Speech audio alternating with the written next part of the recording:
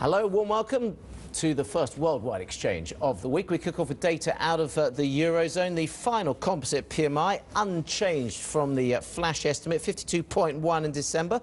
It's 51.7 in November. So Eurozone companies as a whole enjoying a fairly strong finish to 2013. The survey showing new orders in at the fastest pace since June 2011. The employment index hitting the 50 mark for the first time in 2 years. That means employers are now hiring as many people as they are laying off. But France is still the laggard, 47.4 on the services figure is what we were having in the flash, which seems to have been repeated. So there's concerns about the divergence, but a better number out of Spain as well. And euro dollar on the back of that, just up at a session high at 136.01, away from that near 139 level we hit a couple of weeks ago, which was the 26 nine-month high. Let's get some thoughts from Yannick Naud, portfolio manager at Sturgeon Capital. Yannick, Happy New Year. Happy New Year to you. Nice to see you. Overall, the composite PMI is going in the right way, but there's this massive divergence between Germany on the one hand particularly and France. Yeah, I mean in 2012, 2013 there were a diversion between Southern Europe and or peripheral Europe and core Europe. Now it's really France and for a certain respect Italy that are underperforming. I mean they're underperforming not only on PMI today, but the GDP was down 0.1%, and looking inside the GDP it was more import, less export, less investment, more public spending, so the worst combination. And France and Italy are 40% of Eurozone GDP. Yes, I mean the key is we had seen weakness in French economic data for all 2013. It's a well-known thing. We know that the President Hollande is unlikely to do structural reform this year, because this year we have local election followed by European election in May, and socialists are not supposed to do very well. I was going to say, how much of a headwind that maybe isn't priced in yet for investors into the Eurozone are these elections going to be if Marine Le Pen gets a big showing and gets a solid block in European parliamentary elections as well?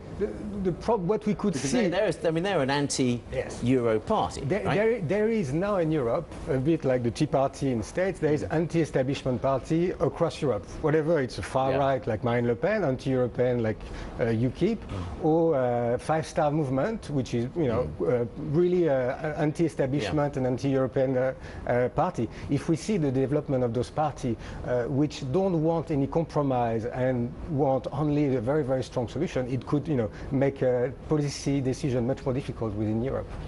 All right, that's the Eurozone PMIs. We've also seen growth in China's services sector slowing down sharply last month. HSBC's market December services PMI down at 50.9, the lowest level in more than 2 years, and it follows the official reading of 54.6, a 4-month low. Joining us for more, Stephen Sun, head of China Equity Strategy at HSBC, along with Yannick as well. Stephen, thanks for joining us. Chinese stocks didn't do that well last year, down some 7%. They're down 4% so far this year. How much of a concern are these PMI numbers in that? Well, certainly that tells you the growth momentum is decelerating. I think, if you look at the major drivers for growth, investment, consumption, and also exports, certainly, consumption has been quite resilient. But, there could be some downside risk on the investment side, given that cost of funding in China is going up. In June, we had the liquidity crunch. I think that's the first wake-up call that cheap liquidity is quickly running out in China. And then we had the second wake-up call since November last year, i.e. the yield spike in the interbank market. And certainly, the investment is heavily depending on cheap liquidity. So that's a downside risk. In the meantime, I think, investors are hoping that external demand could pick up so that to provide some cushion to growth for this year. So overall, this year we think it could still be like last year, i.e. a stock picker's market. George Soros is arguing that the nation's growth model has run out of steam. It's his biggest concern this year. What's your biggest concern about China?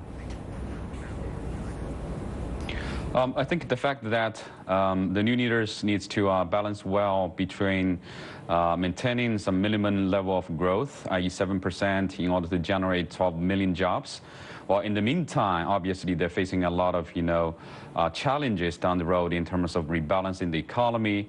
I think from cutting back overcapacity to, force some level of deleverage in the interbank system, and also controlling the local government debt, as well as, cleaning up financial sector. I think there's a quite high, task for them to balance well all this challenging task.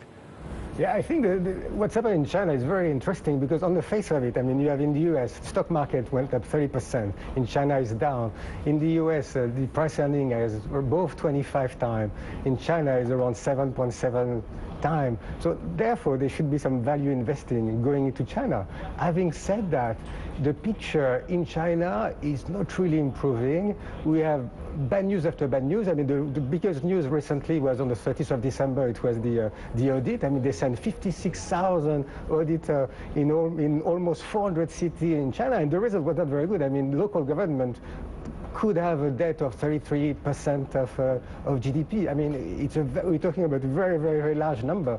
And what we have seen in 2013 is the economy having the lowest interest rate or the most accommodative monetary policy, have the stock market that performed the most. So therefore, it's very important to have a very low cost of funding and very low interest rate, because if you start the year with, right now the repo, the interbank lending rate is 7 days is around like 4.5%. Yeah. It probably is going to go up again towards Chinese New Year, and there's some structural, I think, problem linked to local government funding and the shadow banking that will push again this interest rate higher, I think. Do you see that happening, Stephen? And clearly, compared to the rest of the world, there must be some value in Chinese stocks, mustn't there, or not? I think, it's very tempted to look at the valuation and say in China is a good buy at the current level. But in fact, if you look at the funds flow, we see some moderate funds inflow in October, November last year. But unfortunately, the funds are leaving the Hong Kong market, the China stocks in December. Fundamentally, I think, investors, particularly the long-only investors, have yet to be convinced that, all these reform acts could be carried out smoothly in the coming year. And even if they could carry out those reforms as planned, usually in the short term, that means more pains, i.e. slower growth and higher market volatility, and also higher volatility in the financial sector, which may not be positive for the stock market. Yeah. We'll leave it there. Stephen, thanks very much for that. Stephen Sun, Head of China Equity Strategy at HSBC. Yannick will come back to you in a second. Now, as I mentioned, billionaire hedge fund manager George Soros says a slowdown in China is his biggest concern for the year. Writing in an opinion piece on Project Syndicate, he said 3 years of worrying about the Eurozone should now give way to the rising risk of a hard landing in China. He's argued that the nation's growth model has run out of steam. So we want to know, what is your biggest concern for 2014? Let us know. You can get in touch with us. Email worldwide@cnbc.com, tweet @CNBCUX, direct to me @Ross Westgate. Yannick, your biggest concern? My biggest concern in the West is complacency. I mean, we will see probably 3% growth in States, which is a very remarkable growth. We see in Europe, except France and maybe except Italy, we see in Europe that things are improving.